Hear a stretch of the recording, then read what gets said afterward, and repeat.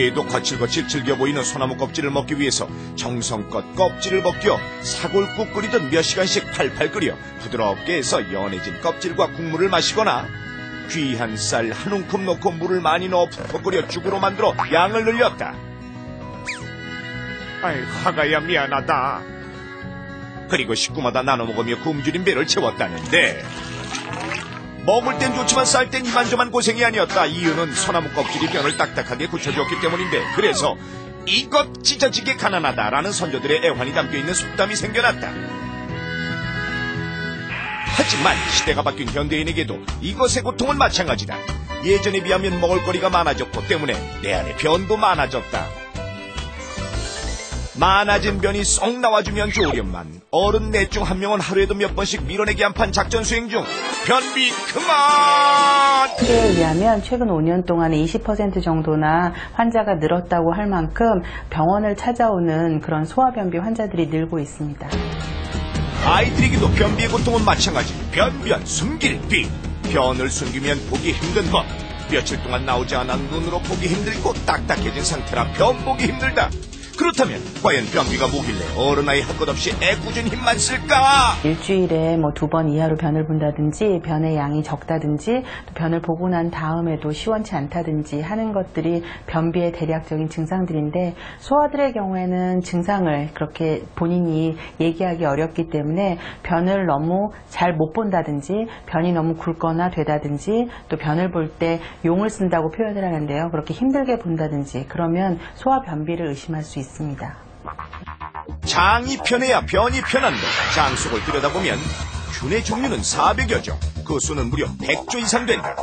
그 중에 우리가 잘 알고 있는 Y자 모양의 비피더스균, 즉 유익균과 건강을 해치는 유해균이 있는데, 보통 유해균이 훨씬 더 많은 수를 차지하기 때문에 유익균을 늘려주는 것이 바로 장 건강과 변비 예방의 우선책이다. 결국 장 속에 유익균이 많을수록 변비에서 해방될 수 있는데, 자, 힘내라 힘! 힘내라 힘!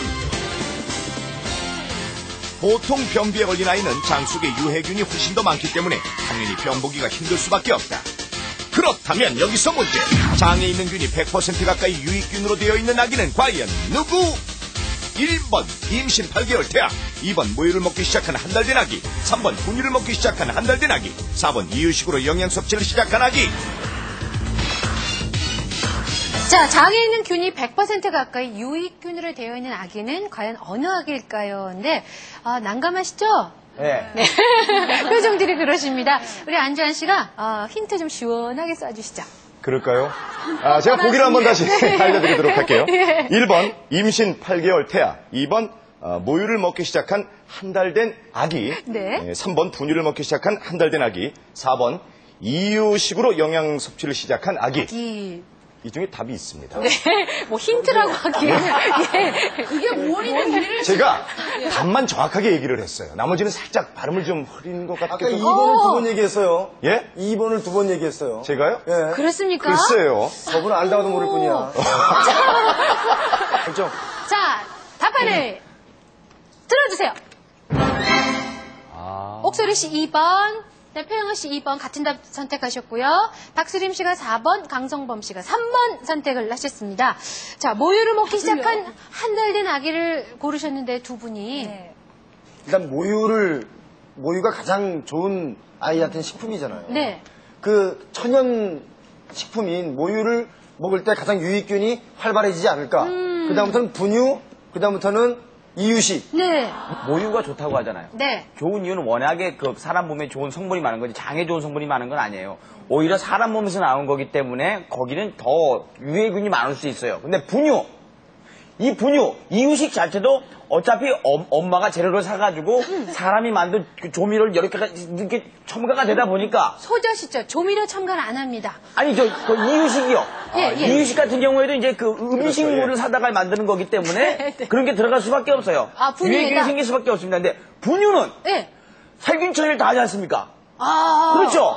거기다가 유해균을 넣어놓겠어요? 안 그렇거든요. 근데 모유, 이유식 이건 충분히 유해균이 끼어들 여지가 있는 거죠. 있다. 근데 분유를 만드는 사람들이 넣겠습니까? 아, 안 넣죠? 분유는 완벽하게 처리가 돼 있지만 예, 설명서에. 모유는 그 침입할 그런 틈이 있다. 그렇죠. 그거 먹이는 당연히 있고. 과정에서. 예. 아, 괜찮죠? 어느 회사 분유가 그렇게 좋아?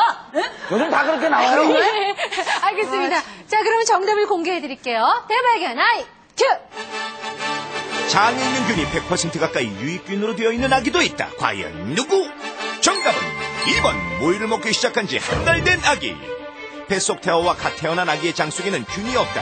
그러다가 생후 서너 시간이 지나면 균이 생기는데 이때부터 모유 먹기 시작한 아기는 거의 100% 가까이 유익균이 생긴다는데 과연 그럴까? 사실 확인을 위해 IQ맨이 나섰다. 여기 있습니다. 가가호호 방문해서 아기들의 변을 모았는데 저 애기가 아직 응가를 안 넣었거든요. 킥으로 보내드리면 안 될까요? 제때 누지 못한 아기의 변은 퀵 서비스로 받았다. 아유 죄송합니다. 드디어 아이스박스에 냉동 보관됐던 아기들의 변이 전문가에게 전달되고 모유와 분유 먹은 아기의 변을 분리해서 각각 1g 분량으로 덜어낸 후 50배의 물에 희석시킨다. 희석된 변을 보면 한눈에 봐도 모유 먹은 아기 변은 황금색, 분유 먹은 아기의 변은 초록색을 띠는데 잠시 후 스포이드로 한 방울을 덜어내어 슬라이드 글라스에 떨어뜨린 후 알코올 램프에 즉석 건조시킨다. 자, 그럼 이제 현미경으로 들여다보자.